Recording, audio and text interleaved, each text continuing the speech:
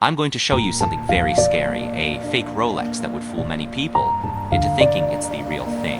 And at the end of this video, when all is said and done and we've learned as much as we can from this super clone, I'm going to destroy it. That will be fun, so stay tuned for that. Now, the whole purpose in this video is to educate you, the viewer, to prevent yourselves from being fooled. It's estimated there are over 40 million fake watches being sold every year. Most of these are very obviously fake and don't cost a lot of money.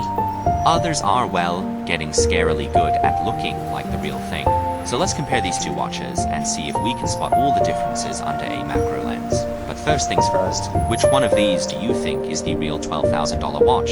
And which one is the super clone? To start off, let's look at the dials. The Rolex Yachtmaster 40 reference 126622 is a premium watch which incorporates a rhodium dial. The high-quality finish you see here is achieved by using ingenious brushing and plating techniques only known to Rolex. Surprisingly though, the super clone that we have here manages to come pretty damn close. In certain light it will appear brighter than the real dial, but without a macro lens it's hard to tell the difference.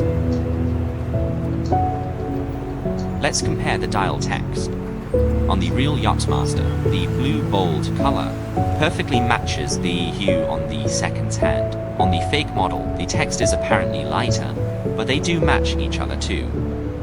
Now you might think this is obvious side by side, but how many people can say they know the exact blue Rolex used here just by looking at one watch at a time? The application of the text does, however, seem thinner on the fake Rolex, only by a little. If we take a look at the hands and the hour markers on both watches, again what we find is scarily similar. The hands of the real Yachtmaster are, as they should be, flawless with a high sheen and perfect polishing. The fake watch, however, also manages to produce some really believable hands here. I even got confused at one point making this video because the footage looked so similar and I couldn't tell which watch was real myself. If you look really carefully though, you will be able to see some small imperfections surrounding the indices, and there's also a small mark on the minute hand which wouldn't make it past Rolex quality control.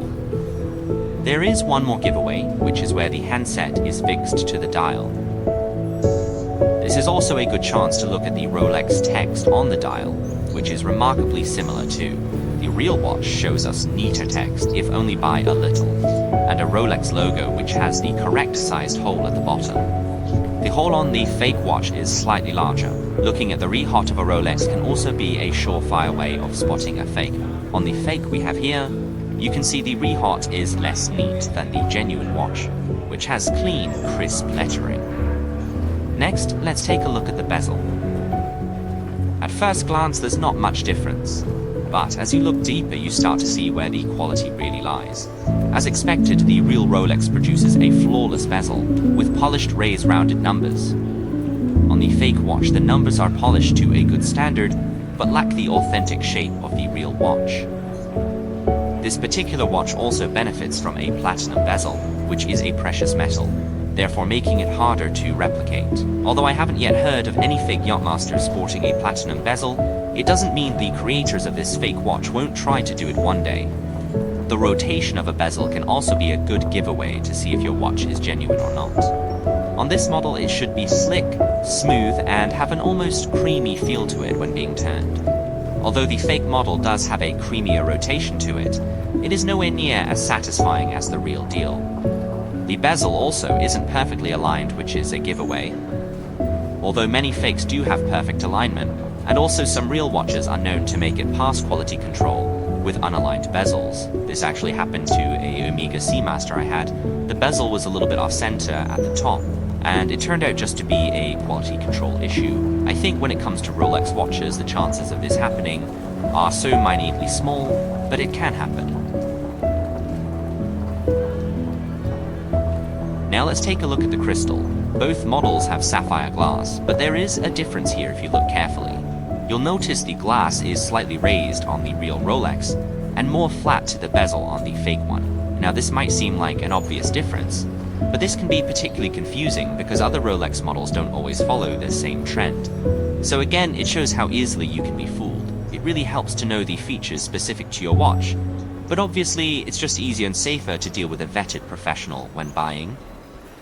Moving on to the crown, and things get quite scary once again. Now tell me what you think, but I could not for the life of me tell the difference here. It's really close. Tell me what you think. It's only when I pulled the crown out to wind at the movement of the watch that I noticed the difference between the real and cloned one. The fake one has more of a grind to it. Moving on to the bracelet now, and both are very similar. The brushing also seems to be on par with the super clone. When you zoom even closer, the brushed finishing seems to feel more inconsistent and less refined on the fake model. The Rolex crown on the clasp looks good until you get really close again. And the giveaway here is the discolored metal behind the crown, indicating a welding technique that isn't as controlled as it needs to be here. Let's play a little game. Do you think this is the fake watch? Or this one? Are you sure you don't want to change your mind? As expected, the fake watch replicates the inner engravings in very convincing fashion. Let me remind you all watching that you can likely only tell the difference because these are side by side.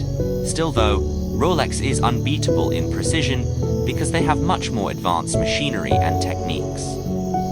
When it comes to the clasp, the real Rolex has secure, tight fittings that don't jiggle more than they should. My money don't jiggle. On the super clone, there is a lot more movement here, and this one for me was much more of a giveaway. So let's have a look at the movement. When you open this watch, you find a replica 3235 Rolex movement, which is the correct one this watch should have. The watch is decorated with the usual Rolex wording, so from a distance this would look like the real thing. Of course, again, once you look closer, it becomes apparent this isn't genuine. The finishing isn't pristine like in a real Rolex. You can see rough edges and, quite frankly, a dirty movement.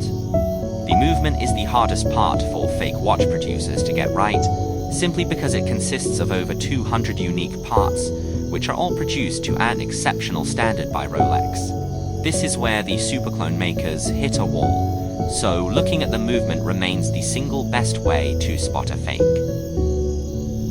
So let's talk about some misconceptions when dealing with Rolex watches in particular. Having a serial number on a Rolex does not make your watch genuine, unfortunately. The individuals who produce these superclones can put any random number onto any fake watch with ease, so don't get fooled by this one. Another common mistake people make is thinking all genuine Rolexes have a laser-etched crown in the crystal at the 6 o'clock position. Fake watchmakers can also reproduce this effect with a staggering accuracy.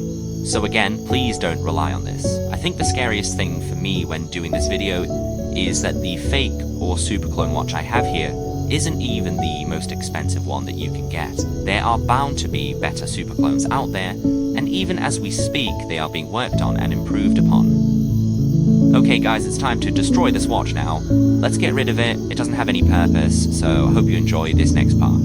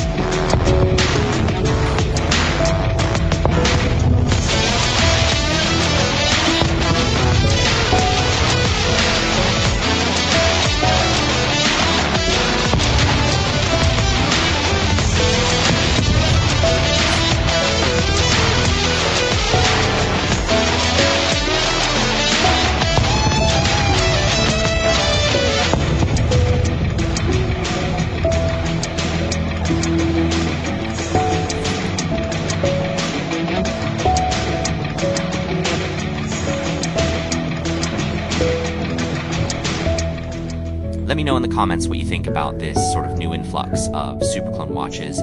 If you think it's going to get better or worse, and what you think that means for the future of the watch industry. Guys, thank you so much for watching. I really hope that this has helped educate you in the world of fake watches, especially superclones. If you like the video, do give it a thumbs up, hit the bell icon, and subscribe to the channel and join me on my journey as I grow. And it would be great to have all of you along with me, and I will see you next time.